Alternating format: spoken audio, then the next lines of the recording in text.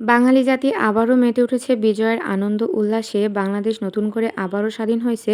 ছাত্ররা আন্দোলন করে বাংলাদেশকে আবারও নতুন করে স্বাধীন করছে। সো হ্যালো গাইজ, আসসালামু আলাইকুম। কেমন আছেন সবাই? আশা করছি সবাই খুব ভালো আছেন, সুস্থ আছেন। বাংলাদেশের প্রায় সকল ছাত্রছাত্রীরা মিলে আন্দোলন করে আবারও বাংলাদেশকে এনে দিছে স্বাধীনতা। আমরা সবাই পেয়ে গেছি স্বাধীনতা। প্রায় অনেকগুলা দিন ধরে আমাদের নেট বন্ধ ছিল, আমাদের দেশে আন্দোলন চলতেছিল, দেশের অবস্থা খুবই খারাপ ছিল। আল্লাহর রহমতে এখন দেশের অবস্থা মোটামুটি ভালোই, সব কিছুই ঠিক চলতেছে। তো আজকে আমাদের বাড়িতে কি কি রান্না হচ্ছে আর আমরা কি কি করতেছি সব কিছু নিয়ে থাকছে আমার আজকের এই ভিডিওটি। আজকে বাড়িতে রান্না করা হবে আমার পছন্দের খাবার চিংড়ি মাছ ভুনা আর তার সাথে কলমি শাক ভাজি। তো এখানে প্রথমে চিংড়ি মাছগুলোকে সুন্দর করে লবণ হলুদ মাখিয়ে নিছে আর তারপরে এখন গরম তেলের ভেতরে এক এক করে সব মাছগুলোকে ছেড়ে দিচ্ছে। আর একমাত্র চিংড়ি মাছই হলো একটা মাছ যেটা কিনা কড়াইতে দেওয়ার সাথে সাথে তার রঙটা চেঞ্জ হয়ে যায়। এখানে আমার ভাবি এক এক করে সব মাছগুলাকে দিয়ে দিচ্ছে আর কড়ার ভেতরে দেওয়ার সাথে সাথে সবগুলোর রং কেমন যেন বদলে যাচ্ছে। এখানে সব মাছগুলাকে এপিট ওপিট করে সুন্দর করে ভাজি করে নিবে আর বাকি যে মাছগুলো থাকবে সেগুলোকে পরে ভাজি করে নিবে। আর এখানে দেখেন মাছগুলাকে কিন্তু ভাজি করাও হয়ে গেছে।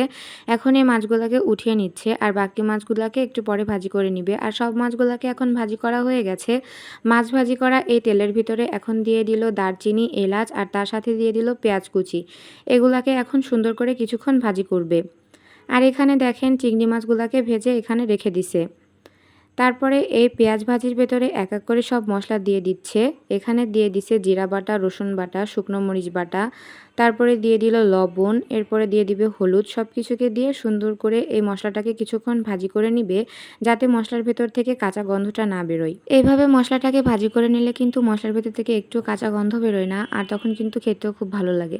মশলাটা ভাজি করে সুন্দর করে কষিয়ে নিবে এখন। আর মশলা কষানোর উপরেই কিন্তু যে কোনো একটা তরকারিতে স্বাদ আসে, স্বাদটা কিন্তু মশলার উপরেই ডিপেন্ড করে। তো এখানে দেখেন মশলাটাকে সুন্দরভাবে কষিয়ে নিছে। এখন এর ভেতরে মাছগুলাকে দিয়ে দিচ্ছে। এখন এই মাছগুলাকে দিয়ে কিছুক্ষণ একটু এপিট ওপিট ভালোভাবে নাড়াচাড়া করে নিবে আর তারপরে এর ভিতরে এখন দিয়ে দিচ্ছে পরিমাণ মতো পানি। এই পানিটা দিয়ে কিছুক্ষণ রান্না করে নিলেই হয়ে যাবে চিংড়ি মাছ রান্না। আর এই যে দেখেন চিংড়ি মাছ রান্না কিন্তু প্রায় শেষও হয়ে যাচ্ছে।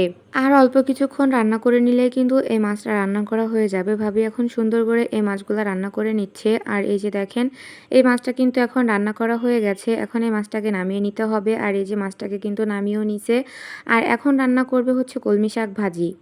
কলমি শাক ভাজি করার জন্য ফার্স্টে কড়াইতে দিয়ে দিল তেল আর তারপরে দিয়ে দিচ্ছে শুকনো মরিচ। যে কোনো ভাজির ভেতরে এভাবে শুকনো মরিচ দিলে কিন্তু সুন্দর একটা ফ্লেভার আসে সেই ভাজিতে। তারপরে এর ভেতরে দিয়ে দিল পেঁয়াজ কুচি, রসুন কুচি, কাঁচামরিচ কুচি, সব কিছুকে দিয়ে কিছুক্ষণ ভাজি করে নিবে। তারপরে এর ভেতরে দিয়ে দিল লবণ আর হলুদ। আর এই ভাজিটা কিন্তু অনেকক্ষণ করা যাবে না, অল্প কিছু সময় করতে হবে। তারপরে দিয়ে দিল জিরা আর এরপরে দিয়ে দিচ্ছে শাকগুলাকে। এই শাকগুলা দেওয়ার পরে এর ভিতরে আরেকটু লবণ দিয়ে দিবে। আর এই লবণ দেওয়ার জন্য কিন্তু এই শাকটা খুব তাড়াতাড়ি সেদ্ধ হয়ে যাবে। এখন কিছুক্ষণ নাড়াচাড়া করে দিল যাতে এই লবণটা সম্পূর্ণ শাকের সাথে মিশে যায়। আর অল্প কিছুক্ষণের ভিতরে কিন্তু এই শাকটাকেও ভাজি করা হয়ে যাবে। যদিও কলমি শাকটা সেদ্ধ হতে একটু সময় লাগে, তাও কলমি শাক যেন আমার একটু বেশি পছন্দ হয়। আমাদের বাড়ির সবাই আমরা কলমি শাক খেতে একটু বেশি পছন্দ করি। আর এখানে দেখেন কলমি শাকটাকেও কিন্তু ভাজি করা হয়ে গেছে আর সেটাকে কিন্তু নামিয়েও নিছে। তো দুপুরে রান্না প্রায় কমপ্লিটই হয়ে গেছে। আর এখন দেখেন আমার আম্মু মাখাইছিল এই ডেওয়া ফলটা। এই ফলটা খেতে কিন্তু অনেক ভালো লাগে, টক মিষ্টি লাগে, খুব মজা লাগে খেতে। দুপুরবেলায় রান্না বাড়া কমপ্লিট করে আমার আম্মু এই ফলটা মাখাইছে আর আমরা এখন সবাই মিলে একসাথে বসে বসে এই ফলটা খাবো।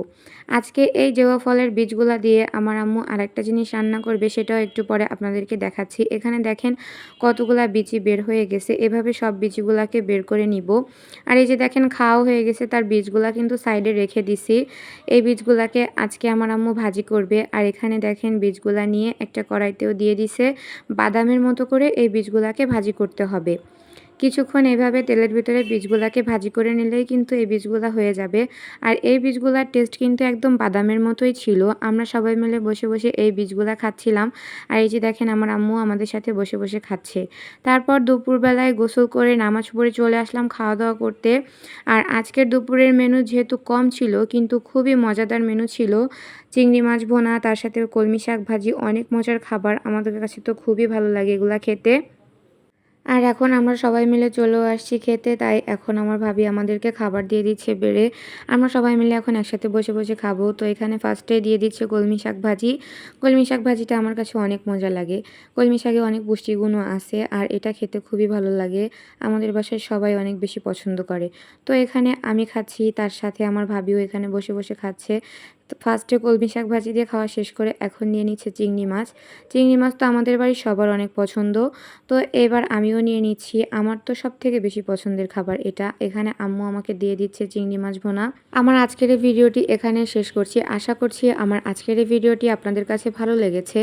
আমার আজকের এই ভিডিওটি যদি আপনাদের কাছে ভালো লেগে থাকে তাহলে অবশ্যই আমার চ্যানেলটিকে সাবস্ক্রাইব করে দিবেন এবং লাইক, কমেন্ট, শেয়ার করে আমাদের পাশে থাকবেন। দেখা হবে নেক্সট কোনো ভ্লগে। আল্লাহ হাফেজ।